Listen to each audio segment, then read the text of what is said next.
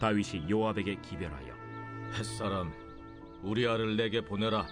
요압이 우리아를 다윗에게로 보내니 우리아가 다윗에게 이르매 다윗이 요압의 안부와 군사의 안부와 싸움이 어떠했는지를 묻고 그가 또 우리아에게 이르되 내 집으로 내려가서 발을 씻으라. 우리아가 왕궁에서 나가매 왕의 음식물이 뒤따라가니라. 그러나 우리아는 집으로 내려가지 아니하고 왕궁 문에서 그의 주의 모든 부하들과 더불어 잔치라. 어떤 사람이 다윗에게 아뢰되 우리아가 그의 집으로 내려가지 아니하였나이다. 다윗이 우리아에게 이르되 내가 길 갔다가 돌아온 것이 아니냐? 어찌하여 내 집으로 내려가지 아니하였느냐? 언약궤와 이스라엘과 유다가 야영 중에 있고 내 주 요압과 내 왕의 부하들이 바깥들에 진치고 있거늘 내가 어찌 내 집으로 가서 먹고 마시고 내 처와 같이 자리이까? 내가 이 일을 행하지 아니하기로 왕의 살아계심과 왕의 혼의 살아계심을 두고 맹세하나이다. 오늘도 여기 있으라. 내일은 내가 너를 보내리라. 우리아가 그날에 예루살렘에 머무니라. 이튿날 다윗이 그를 불러서 그로 그 앞에서 먹고 마시고 취하게 하니 저녁 때에 그가 나가서 그의 주의 부하들과 더불어 침상에 눕고 그의 집으로 내려가지 아니하니라. 아침이 되매 다윗이 편지를 써서 우리아의 손에 들려 요압에게 보내니 그 편지에 써서 이르기를 너희가 우리아를 맹렬한 싸움에 앞세워두고 너희는 뒤로 물러가서 그로 맞아 죽게 하라. 요압이 그 성을 살펴 용사들이 있는 것을 아는 그곳에 우리아를 두니 그 성 사람들이 나와서 요압과 더불어 싸울 때 다윗의 부하 중 몇 사람이 엎드러지고 햇사람 우리아도 죽으니라. 요압이 사람을 보내 그 전쟁의 모든 일을 다윗에게 보고할세 그 전령에게 명령하여 이르되 전쟁의 모든 일을 네가 왕께 보고하기를 마친 후에 혹시 왕이 노하여 네게 말씀하기를 너희가 어찌하여 성에 그처럼 가까이 가서 싸웠느냐? 그들이 성 위에서 쏠 줄을 알지 못하였느냐? 여룻베셋의 아들 아비멜렉을 쳐 죽인 자가 누구냐? 여인 하나가 성에서 맷돌 윗짝을 그 위에 던지매 그가 데베스에서 죽지 아니하였느냐? 어찌하여 성에 가까이 갔더냐 하시거든 네가 말하기를 왕의 종 햇사람 우리아도 죽었나이다 하라. 전령이 가서 다윗에게 이르러 요압이 그를 보낸 모든 일을 다윗에게 아뢰어 이르되 그 사람들이 우리보다 우세하여 우리를 향하여 들로 나오므로 우리가 그들을 쳐서 성문 어귀까지 미쳤더니 활 쏘는 자들이 성 위에서 왕의 부하들 향하여 쏘매 왕의 부하 중 몇 사람이 죽고 왕의 종 햇사람 우리아도 죽었나이다. 너는 요압에게 이같이 말하기를 이 일로 걱정하지 말라. 칼은 이 사람이나 저 사람이나 삼키느니라. 그 성을 향하여 더욱 힘써 싸워 함락시키라 하여 너는 그를 담대하게 하라. 우리아의 아내는 그 남편 우리아가 죽었음을 듣고 그의 남편을 위하여 소리내어 우니라. 그 장례를 마침에 다윗이 사람을 보내 그를 왕궁으로 데려오니 그가 그의 아내가 되어 그에게 아들을 낳으니라. 다윗이 행한 그 일이 여호와 보시기에 악하였더라.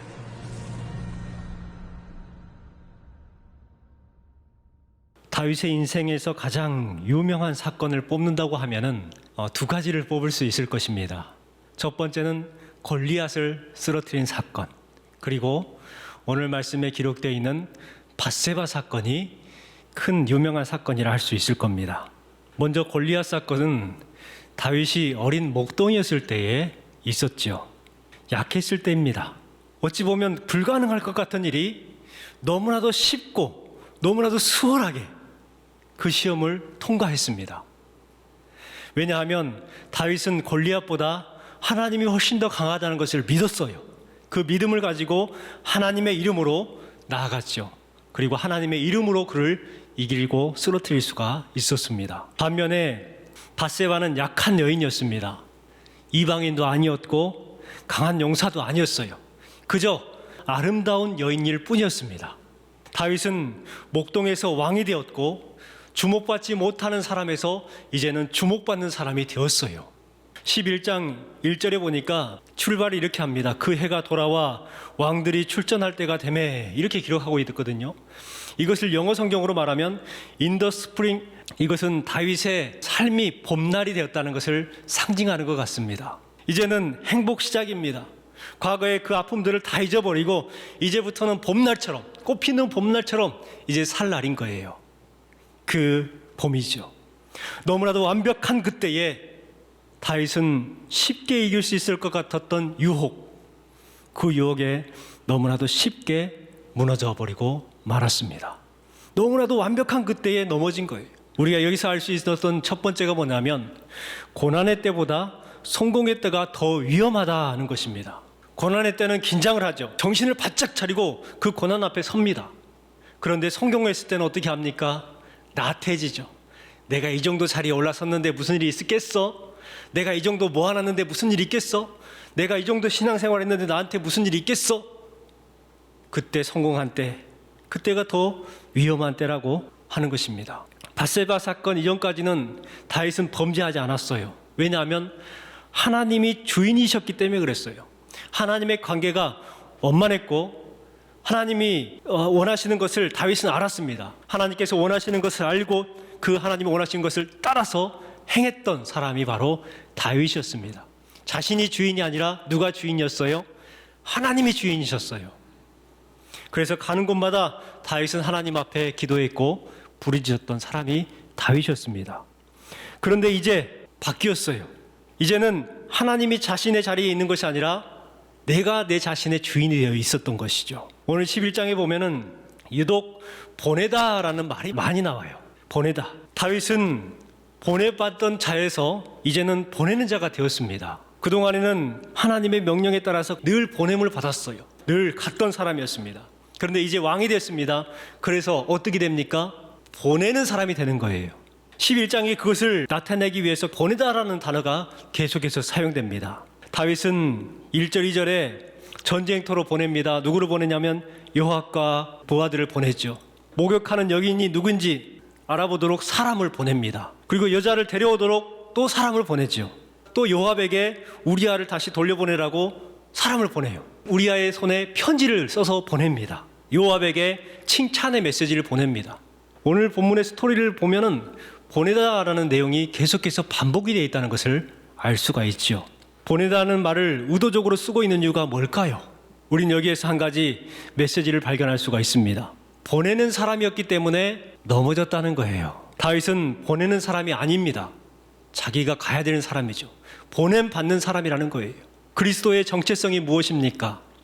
그리스도인은요, 보내심을 받은 자예요. 그리스도인은요, 소명을 받은 자예요. 부르심에 응답하는 사람이에요. 이것이 그리스도인의 정체성입니다. 그런데 언제부턴가 그리스도인들이 뭘 하고 있냐면 자기는 가만히 있고 다른 사람을 보내요. 그러면요, 그리스도인의 정체성이 흔들린 것입니다. 잘못된 그리스도인이 되는 것이죠. 여러분, 이 사실을 꼭 기억하시기 바랍니다. 나는 보내는 사람이 아니라 보냄 받는 사람이라는 것을 기억하시기 바랍니다. 무슨 봉사하는 일이 있고 헌신하는 일이 있으면 누구를 가라고 하는 명령하는 사람이 아니라 내가 가서 하는 사람이 바로 그리스도인이라는 거예요. 이것을 기억하면 우리는 절대 시험에 빠질 수가 없습니다. 빠지지 않을 거예요. 어떤 심리학자가 다윗과 같은 증상을 이렇게 이야기를 했습니다. 중년의 위기이다, 이렇게 말을 했습니다. 중년의 위기. 왜 중년의 위기인가? 중년의 때는요, 경제적으로 안정이 돼요. 사회적으로 어느 정도 자리가 확보가 됩니다. 또 시간도 원하는 대로 쓸 수 있는 입장이 돼요.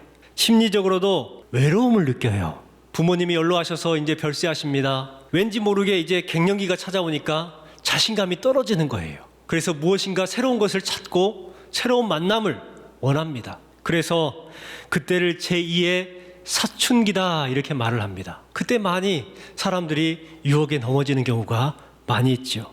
밧세바 신드롬이든 중년의 위기이든 분명한 것은 고난의 때보다 성공했을 때가 더 위험하다는 것입니다. 여러분, 이 위험을 감지하시기 바랍니다. 그리고 그 유혹에 넘어가지 말고 그 유혹을 이겨내시기 바랍니다.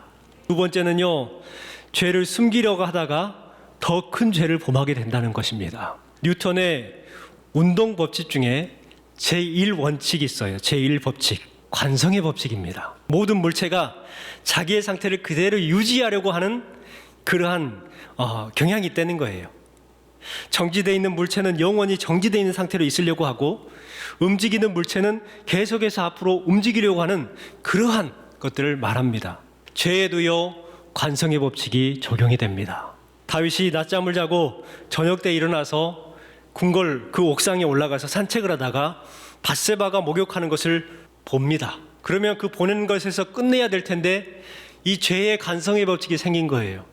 뭘 하려고 하냐면 더 보려고 합니다. 그 여인이 누군지 궁금해지는 거예요. 보니까 아름다워 보였습니다. 그래서 멈추지 않고 사람을 불러다가 그 여인이 누군지 알아보라고 합니다. 그 신하가 다윗에게 그 여인이 누군지 알려줘요. 그 여인이 누구였습니까? 엘리암의 딸이라고 합니다. 엘리암은 누구냐면 자신의 절친이죠. 자신의 군대에 속해 있는 햇사람 우리아의 아내라고 합니다. 비록 이 우리아는 이방 사람이었지만 이스라엘로 귀한 사람이었고 앞으로 유망한 젊은이였습니다. 다윗은 그에게 접근해서는 안 될 여인이었어요. 아, 남편이 있는 여인이구나. 충성스러웠던 절친의 딸이구나. 내 충성스러운 부하의 아내구나. 이것을 알고 멈춰섰어야 돼요. 하지만 관성의 법칙을 무시하지 못합니다. 밧세바를 왕궁으로 데려오게 하고 그와 함께 잠자리를 같이 합니다. 죄가 점점점 확대되고 재생산되는 것을 볼 수가 있습니다. 한번 시작된 죄의 힘은요, 계속해서 죄를 짓게 만들어요. 그런데 그냥 죄만 짓는 것이 아니라 그 죄가 점점 불어나고 큰 죄로 발전한다는 것입니다. 혹시 여러분에게 이와 같은 죄의 씨앗이 있다면 그것을 빨리 회개하시기 바랍니다. 엎드려 회개하면 그 죄가 끊어지는 거예요. 끊어질 수 있는 방법은 유일하게 하나님 앞에 회개하고 엎드리는 방법입니다. 세 번째는요, 사람은 속일 수 있어도 하나님은 속일 수 없다는 것입니다. 사람은 속일 수 있어요. 그러나 하나님은 속일 수 없다는 것입니다. 완전 범죄라고 생각했습니다. 그런데요, 임신 소식이 들린 겁니다. 사람들은 죄를 지었을 때에 자기 합리화를 해요. 뭐라고 하냐면 어쩔 수 없었다. 또 그럴 수도 있지. 뭐 그런 거 가지고 그러냐. 다들 그렇게 살더라. 자기 합리화를 해요. 나보다 더한 사람도 있어. 자기의 죄를 뉘우치기보다는 다른 사람의 죄를 더 부각시키려고 합니다. 자기 합리화를 하는 거죠. 들키지만 않으면 된다라는 생각을 가질 때도 있습니다. 마귀는요, 계속 우리에게 유혹을 줍니다. 야, 그렇게 해도 절대 들통 안 나. 또 마귀는 우리에게 그 죄를 감출 수 있는 지혜를 허락해줘요. 야, 그러건 이렇게 감추면 돼 하면서 우리에게 계속해서 죄를 짓도록 범하도록 만들어줍니다. 어떤 성경학자는 이렇게 이야기를 하더라고요. 다윗이 딱 한 번 밧세바와 동침을 했겠느냐? 아니다. 계속해서 밧세바를 궁으로 불려들였고 결국 임신한 것이다. 이와 같이 이야기를 하는 학자도 있었습니다. 중요한 것은 그 일로 인해서 밧세바가 임신하게 되었다는 것입니다. 이렇게 해서 다윗의 죄가 드러나게 되는 거예요. 밧세바가 임신했다는 소식을 알려왔을 때에 다윗은 빨리 하나님 앞에 엎드려야 했습니다. 그 엎드리는 것이 살 길이었는데, 그러나 다윗은요, 엉뚱한 상상을 하고 엉뚱한 생각을 하고 계획을 합니다. 요압에게 사람을 보내요. 그리고 나서 우리아를 다윗에게로 보내오라고 합니다. 왜 그랬느냐? 밧세바가 임신했던 사실을 숨기기 위해서, 아이가 자기의 아이라는 것을 감추기 위해서 우리아를 불러드립니다. 다윗은 백성들 앞에서 망신당할 자신이 없었던 것 같습니다. 그 수치를 은폐하고자 노력합니다. 아마 이것들은요, 보통 사람들이 하는 행동들이에요. 공통점일 거예요. 그것을 감추려고 어떤 방법을 취하는 것, 사람들의 방법입니다. 사람들 앞에서 수치를 당하는 것을 피할 수 있지만은요, 하나님 앞에는 피할 수가 없는 거예요. 만약 다윗이 하나님 앞에 목숨을 걸고 회개했더라면 아마 방법은 있었을 겁니다. 회개하는 죄인을 용서하시는 하나님이시잖아요. 회개했기 때문에, 하나님 앞에 엎드렸기 때문에 하나님께서 다른 무엇인가 방법을 취해 주셨을 거예요. 하지만 다윗은 자신의 죄를 은폐하고자 악한 쪽의 생각을 하기 시작합니다. 첫 번째 단계가 뭐냐면, 전쟁터에서 싸우고 있는 우리아를 불러들여서 우리아의 집에 가가지고 밧세바와 동침하게 만드는 것이었습니다. 어찌 보면 이거는 거의 천재적인 발상이에요. 그러나 전쟁터에서 돌아온 우리아는 우직하고 충성스러웠습니다. 다윗은 우리아를 불러가지고 특별히 집에 가서 쉬어라, 씻고 쉬어라, 아내와 함께 동침하라 이야기를 해줍니다. 이튿날 이제 잠을 자고 일어났는데 집에 가지 않았다는 거예요. 다시 돌아와 버렸다는 거예요. 왜 돌아왔냐고 다윗이 묻습니다. 그러니까 11절에 이렇게 말하죠. 우리아는 충성스럽게 대답을 합니다. 여호와의 법궤가 지금 전쟁터의 진중에 있고 모든 이스라엘 백성들이 전쟁터에서 싸우고 있는데 어찌 나 혼자 집에 가서 아내와 함께 잠을 자겠습니까? 왕의 살아계심과 왕의 혼이 살아계심을 두고 맹세까지 합니다. 절대로 안 간다는 것이죠. 얼마나 충성스러운 젊은이입니까? 그런데 다윗의 마음 가운데에 충성스러운 부하를 보고도 마음 가운데 바른 생각을 하지 못합니다. 여러분, 여기에서 우리가 알 수 있는 게 뭔 줄 아십니까? 우리아의 말은 단순히 우리아라는 한 사람이 한 이야기가 아니라는 거예요. 우리아의 말은 하나님께서 우리아를 통해서 다윗에게 주시는 말씀이에요. 하나님의 음성이라는 것이죠. 정신 차리라는 거예요. 다윗에게 지금 깨우쳐 주고 있습니다. 지금 때가 어느 때냐?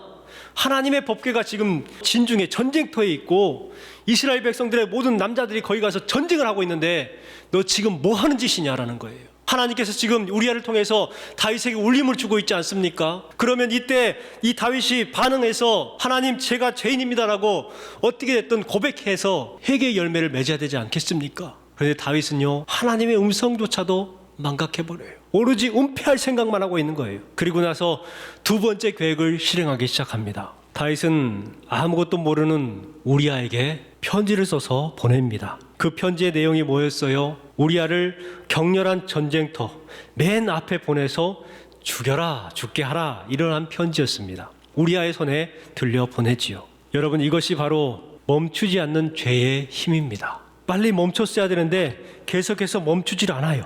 신하의 아내를 간음한 것도 큰 죄인데 이제는 거기보다 더 나아가서 살인의 계획까지도 합니다. 요압은요, 다윗의 명령을 받고 나서 그대로 실행을 합니다. 충실하게 실행을 하죠. 그 이유가 무엇이냐? 왕의 신임을 얻으려고 이상하고 은밀한 일이 있음에도 불구하고 그것을 그냥 실행해버립니다. 요압은 어떤 사람이냐면 바로 다윗 앞에 필요악과 같은 사람이에요. 이 필요악이라는 것이 뭡니까? 없는 것이 바람직하지만 어쩔 수 없이 요구되는 악을 말합니다. 필요악. 우리 사회 가운데는 이 필요악이 상당히 많지요. 사실 요압도 다윗에게는 필요악과 같은 존재예요. 요압이 만약에 깨어있는 사람이었다면 왜 그래야 하는지 다윗에게 물어봐야 했습니다. 왜 충성스러운 우리아를 죽여야 합니까? 그런데 요압은요, 단 한 번도 왜 우리아를 죽여야 하는지 묻지 않고 그대로 실행해버립니다. 다윗의 범죄에 요압도 동조한 것이 되는 것이죠. 결국 우리 요압은 몇 사람이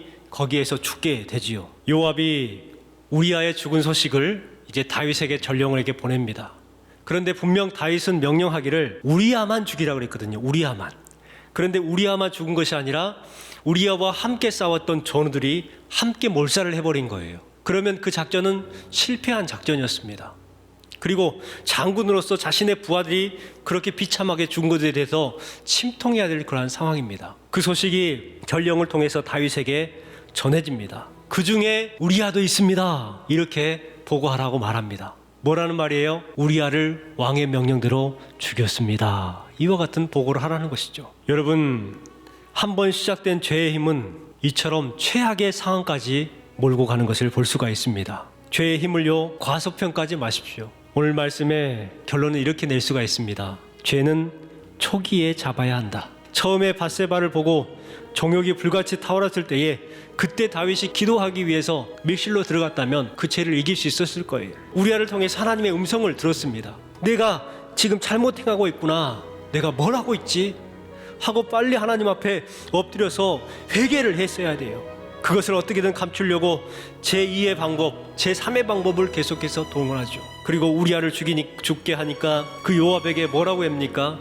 25절에 말씀한 것처럼 요압에게 이같이 말하기를 이 일로 걱정하지 말라. 칼은 이 사람이나 저 사람이나 삼키느니라. 그 성을 향하여 더욱 힘써 싸워 함락시키라. 이와 같이 전령을 보내가지고 오히려 요압을 지켜 세워주고 있는 거예요. 여러분, 죄의 유혹은요, 우리 삶 가운데 너무나도 많아요. 다른 사람은 넘어질 수 있어도 나는 괜찮을 것이다 라고 하지 마십시오. 장담할 수가 없는 거예요. 늘 깨어 있어야 하고 죄가 얼마나 무섭고 심각한지 우리는 늘 경각심을 가지고 명심해야 합니다. 그리고 하나님 앞에 우리가 늘 기도해야 합니다. 뭐라고 기도해야 돼요? 주님께서 우리에게 가르쳐 주셨어요. 우리를 시험에 빠지지 않게 하시고 악에서 구하소서. 여러분, 우리가 다윗과 같이 될 수가 있습니다. 깨어서 하나님 앞에 기도하는 삶을 살고 하나님 앞에서의 삶, 부끄러움이 없는 삶을 살아가야 될 줄 믿습니다. 그와 같은 삶을 살아가시기를 주님의 이름으로 축복합니다.